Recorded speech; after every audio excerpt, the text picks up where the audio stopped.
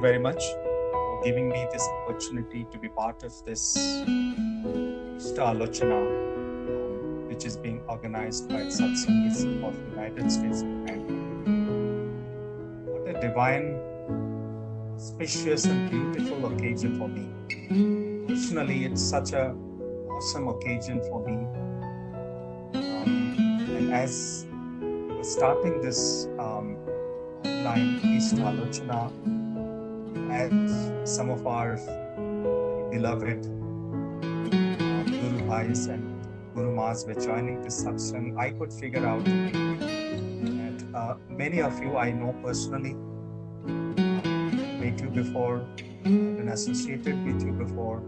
I have had the privilege and opportunity of interacting with you in the past. Personally, it gives me a great sense of nostalgia as I join all of you in this event today. The topic that we are going to discuss today is a very broad, expansive topic. The topic is about humanity versus the target. When we talk about human, we talk about human life. This reminds us about the beginning of the creation. And when we ask questions to ourselves, where and when all this began? When did this journey begin? Science has talked about it in various forms, different manner. Science has explained the origin of the universe, has explained the origin of Earth, it has explained how human life came into existence. As you know, Big Bang Theory, big explosion that happened 13.7 billion years ago has been created.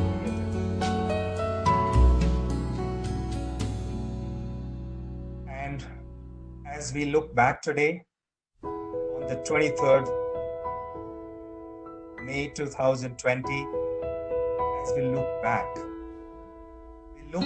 to the origin of this universe, which is 13.7 billion years ago. This Earth that we live in is about 4.5 billion years old. 4.4 billion. When the Earth was created, the Earth was what originated. It was a ball of flames. Over a period of time, over millions of years, the Earth cooled down. It came to a shape. We know the journey of physics, thereafter chemistry, and then biology. And then first form of life, which just came in the form of a single cell. You know that amoeba is the very first creation, the very first living creation that came to this earth. Through the evolution of billions of years, human beings came into existence. As we talk about science of this creation of the universe, creation of human life, we go back to understand how the universe was created, how the earth was created, how human life originated. Scientists have performed research to find out the how of the universe, how of this world, how of the human existence. My dear mothers and brothers in faith, lovers of existence, admirers of Satsang, unfortunately, science today is silent on the why all began. Science talks about Big Bang Theory, talks about the explosion, talks about how the universe was created, a small, minuscule entity. And with the expansion of the Big Bang, the whole universe, the gigantic, the grand universe, the infinite universe was created. It explains the how. Unfortunately, science today is silent on why it all began. Why something came into existence as opposed to nothing. Why is there something rather than nothing? What was the need for the creation? What was the need for the universe to come into existence? What was the need for the earth to come into existence? What was the need for the creation to come into existence? Why is there human life? What is the purpose? What is the objective? What the human life is all about? What the human life is all about? Is it assembly of molecules, cells, organs of the human body? What about the human mind? What's the relationship between the body and mind? Science has failed to explain that. So this remains an enigma even today. Scientists have done tons of research on the universe, on the earth, on the human anatomy. Science is absolutely silent on why of human life, why human beings came into existence, what's the purpose of the human life. I understand, I know that many of you who have joined this Satsang today, this Easter Alochana today, many of you probably come from the information technology industry. When we talk to IT professionals, IT engineers, software engineers, developers, technology specialists, we talk about one thing. We say, by the end of this century, the distinction between human beings and machines will disappear.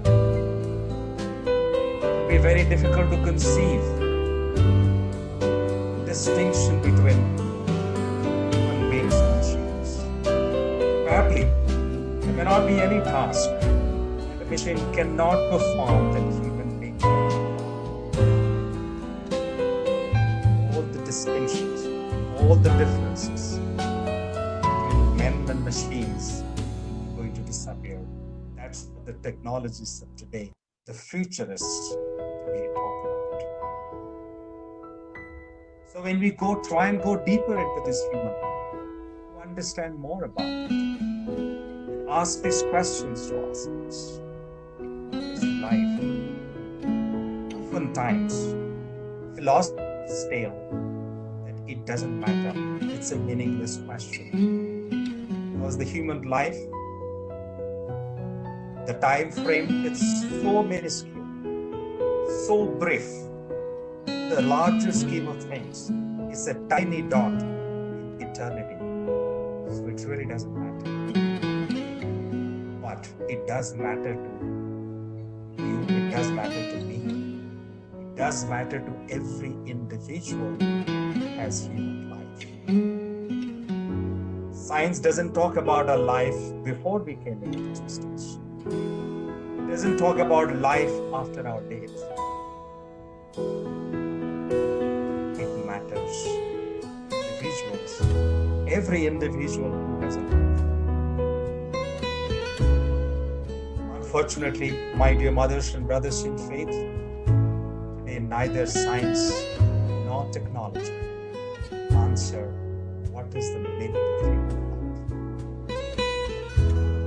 Very famous philosopher, Nobel laureate Alexis Carrel, he says, "I am deeply concerned. I can see that this scientific advancement has taken man to the pinnacle of success. Man has achieved virtually everything he or she could achieve. But science has failed to explain the science of life."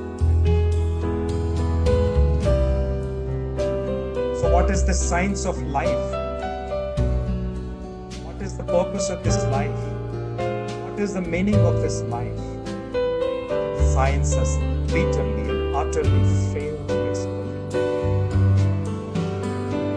Many the students of medicine, students of biology, students of science talk about this.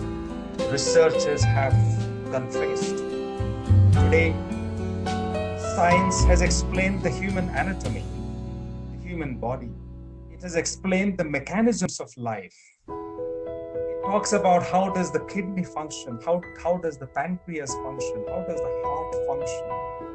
It doesn't tell us how does one live like a man, how does one live like a father, how does one live like a mother, how does one live like a fellow citizen in a country, how does one live like a teacher, how does one live like a student. It's absolutely silent. Science has given us tall buildings, it hasn't given us character. Science has helped us understand what does the soil in the moon look like. Today, we do not know what is happening to a neighbor in our neighborhood. This is, my dear mothers and brothers in faith, admirers of Satsang, lovers of existence. This is the paradox of all. Charles Dickens, very famous book, A Tale of Two Cities, talks about paradox. It says it was the best of times, it was the worst of times. It was the age of wisdom, it was the age of foolishness. It was the epoch of belief, it was the epoch of incredulity. It was the season of light, it was the season of darkness. It was the spring of hope, it was the winter of despair. We had everything before us, we had nothing before us. We were all going direct to heaven. We were all going direct the other way. Short. The period was far more like the present period. These are the contradictions of our day. Today, human beings have plenty, but there is a sense of scarcity. There is so much of wisdom. There is demonstration of acts of foolishness. There is plentiness all around. At the same time, there is sadness. There is everything. There is nothing. There is ample richness. There is poverty. Contradictions of our people. Today, there is no scarcity of persons. What we do not find is personality. We have fathers, but what we struggle to find is fatherliness. We have mothers, what we struggle to find is motherliness. We do not have lack of leaders, but what we lack today is leadership. We do not lack humans. What we lack today is humanity. Paradox of our life, contradictions of our life. As we continue to talk about the contradictions of life, recently I happened to look at journals of Transparency International, an organization which is responsible for creating awareness about corruption and educating people about the ill effects of corruption. Very openly declares, after politics, the second most corrupt profession is medicine. Once again, contradiction of our life. Doctors, the second most corrupt professionals in this world. I'm not generalizing, not all doctors. We talk about professions, most corrupt profession after politics is the profession of medicine. The physicians. Who are these people? So-called educated people. What is their responsibility? The responsibility is to save human lives, protect human lives, nurture human lives. What are they doing? They're taking away human lives. Not in ones and twos, tens or 12, 20s, not in hundreds, but in thousands. Every day, doctors are responsible for thousands of lives disappearing from this society every day.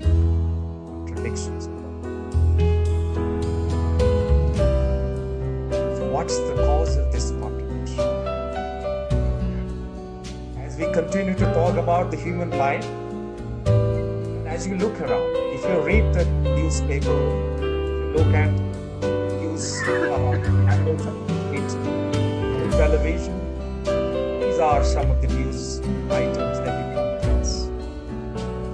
Man killed his wife after a fight. Son leaves 80-year-old widow mother at an old age home. 15-year-old boy commits suicide after scoring about 93.8% in the 10th grade examination. Husband cannot stand the torture by wife and leaves home. Wife kills husband.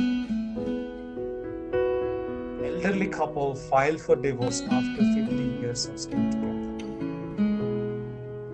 Quits organization after humiliation by supervisor. Man commits suicide after killing wife and 2 children. Father hospitalized in serious condition after son stabbed him. What I'm reading out are real newspaper reports. What's happening around us. Contradictions of our life. Who are committing these crimes, so-called is guilty.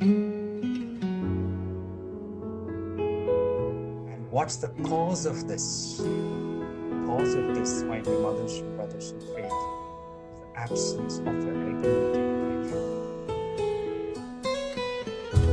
life. It's our slavery to passions and complexes. What's the solution? How do you come out of this precarious, unfortunate situation? Remember my childhood when I used to go to Satsang, and when I used to listen to speakers in Satsang. I do remember on one such occasion when there was a speaker, saying something very simple but very profound. He said, if you try to draw a circle, you must start with the center. If you attempt to draw a circle, you must begin with the center.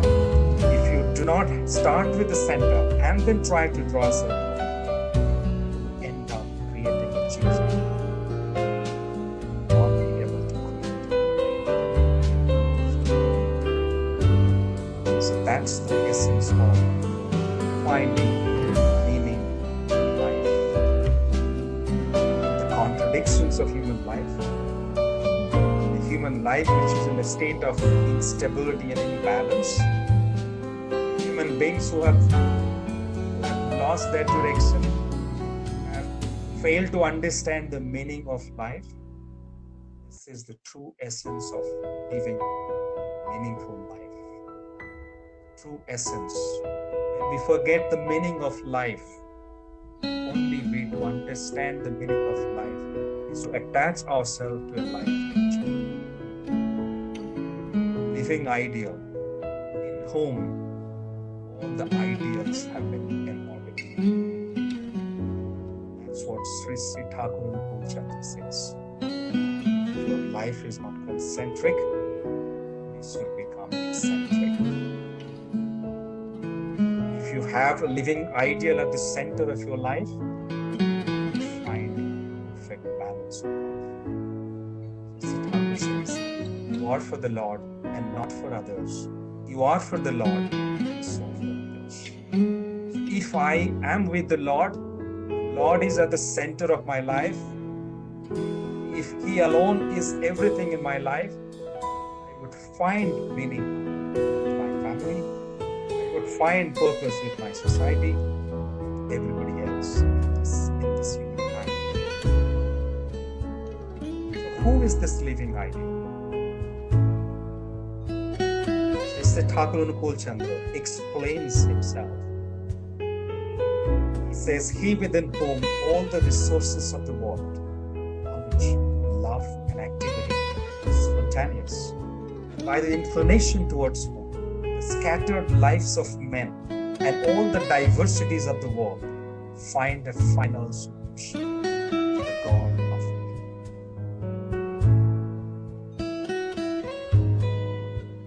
So a personality within whom all the wisdom, all the activity, all the resources of this world have been naturally, spontaneously expressed. And by our inclination towards such a man, scattered lives can find diversities of the world can find a final solution. All our questions can find one answer. Such a man is the God of love. This is what Alexis Carrel says. Man cannot follow the laws of good conduct unless he believes that this law is the commandment of the living God, man whom he can see, speak to, talk to, ask questions. George Bernard Shaw says, beware of the man whose God lives in the skies. So to find meaning to the human life, to find the purpose of our life, to understand the true essence of our life, to gain the humanity back, need that living ideal center of our life. Love and attachment to that living ideal. Somebody who transcends all limitations of individual ego, and by virtue of his universal love and all-fulfilling faculty, he can feed back each and every man and woman with the richer impulses of love and fulfill all individual characteristics, distinctiveness. But if we attach ourselves to something imaginary, infinite God, formless and shapeless God who lives in the skies, this is going to be beyond our comprehension. If you attach ourselves to somebody inferior, then it will be impossible for us to get the feedback. If you attach love and attachment to something inferior to man, it's insufficient to feed back the man with the richer impulses. That's why the object of love and attachment must be someone who transcends all limitations of individual lives. And by virtue of his love and fulfilling faculty, he can feed back each and every man who participates with rich impulses of love. And he can fulfill all individual characteristics of distinctiveness. That's why he comes in human form. That's why such a personality, that's why God himself, the infinite, formless, shapeless, infinite God, comes in human form. Because man cannot understand the abstract.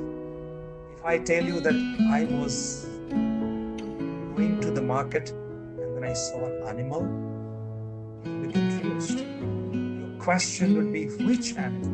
How does the animal look? Because it's very difficult for you to understand something abstract. If I tell you that I went to the market in a vehicle, you'll be confused. You'll say, which vehicle?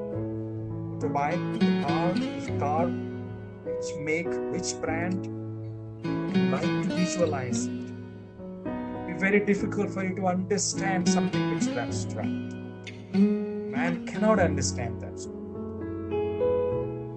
And very logically so. If you have to understand the poetic talent of Shakespeare, you have to have Shakespeare right in front of us.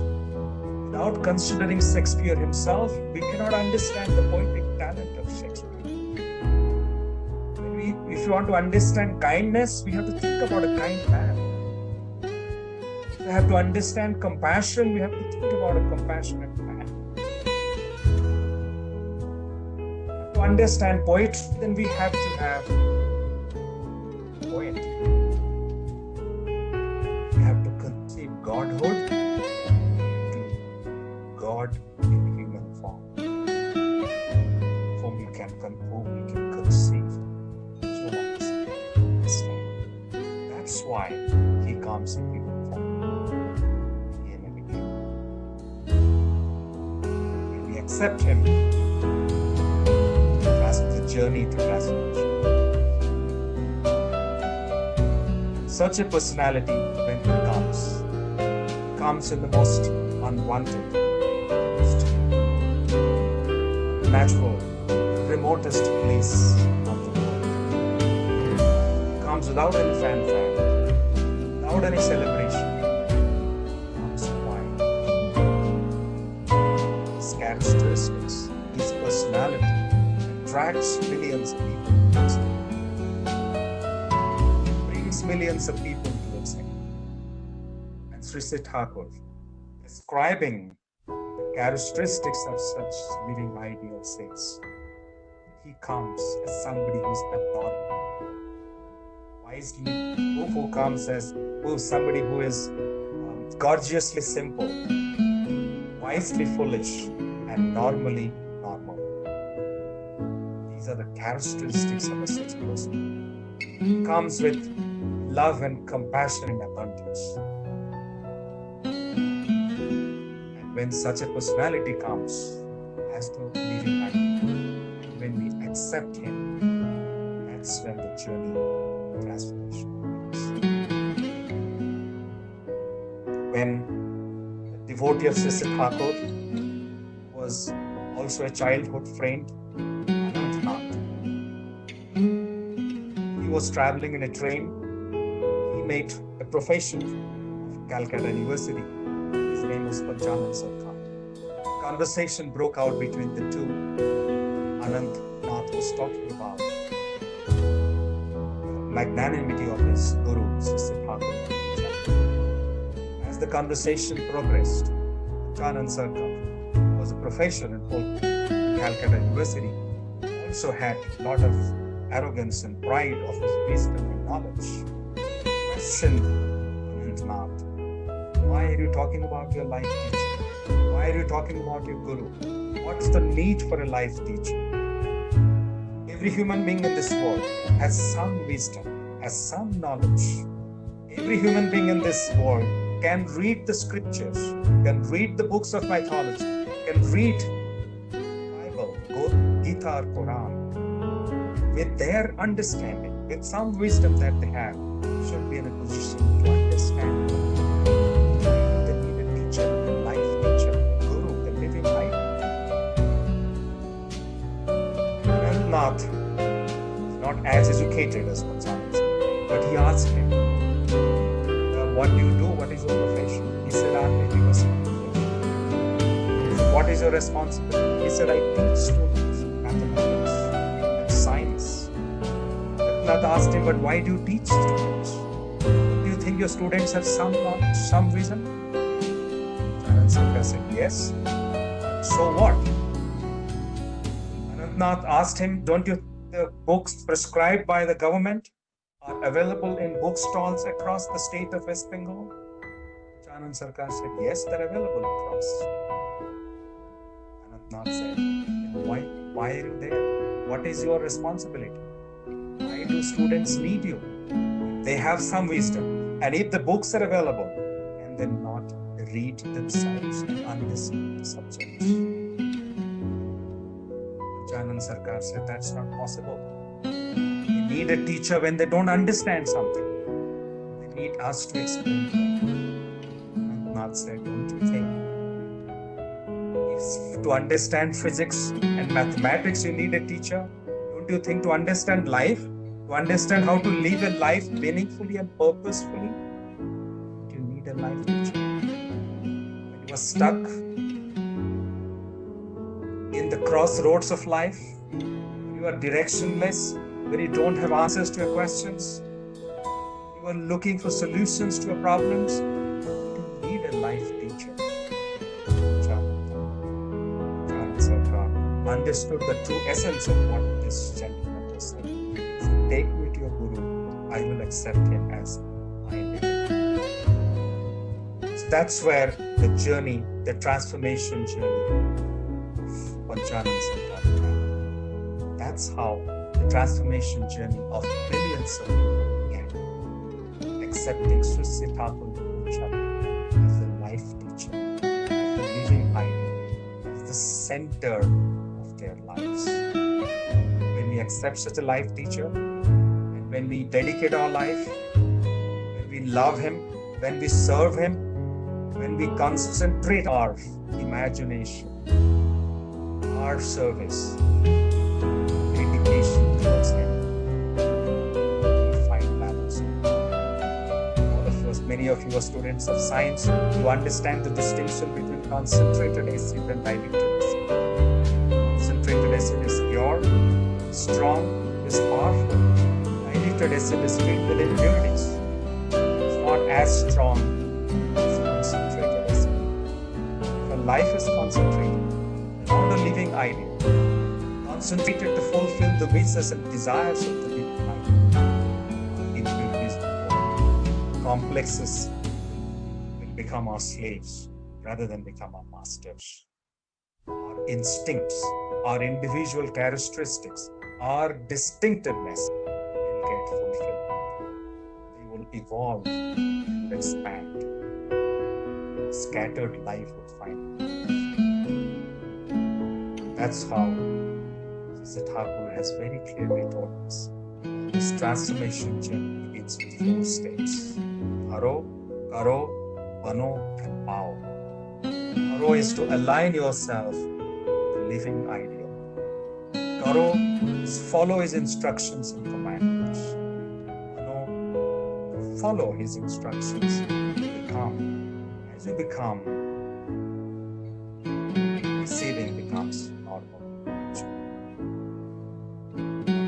How human life finds meaning. Human life acquires the true essence of life. That's what the essence of an ideal state. This, I will pause here. I know that we have a question and answer session. Thank you very much for giving me a patient hearing. And now it is over to the moderator. Thank you so much, Joy Guru Dada. Thank you so much, Dada, for such an insightful jargon. I really like the analogy you used to choose a center to draw a perfect circle, and how you compared that to have the essence of having an ideal-centric life for every human being. Thank you so much, and I'm sure it was a stimulating experience for all of us listening to you. We appreciate your participation, and we look forward to hear from you. Thank you. I'll move on. So I will request Ashishda or Mitama if they can sing another devotional song.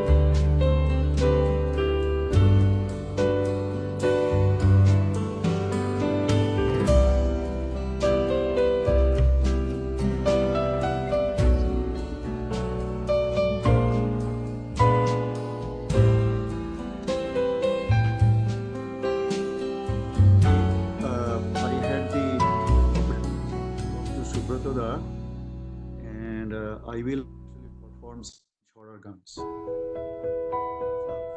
The subject is dharma.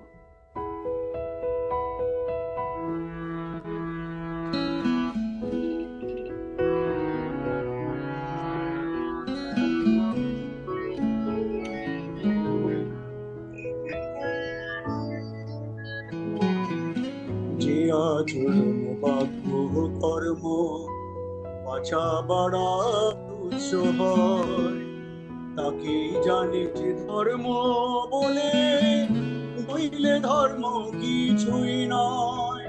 যে আচরণ বাক্য কর্ম পাছা বাড়ার উৎস হয়, তাকেই জানে যে ধর্ম বলে, নইলে ধর্ম কিছুই নয়। সব যা কিছুর অধিপতি ধারণ পালন স্বভাব যার, একনিষ্ঠ সেই তবে অমৃত তো সেই তোমার। পূর্ব পুরুষ চেতন ধারা ধর্মে যদি ছাড়তে হয়, পূর্ব পুরুষ চেতন ধারা ধর্মে যদি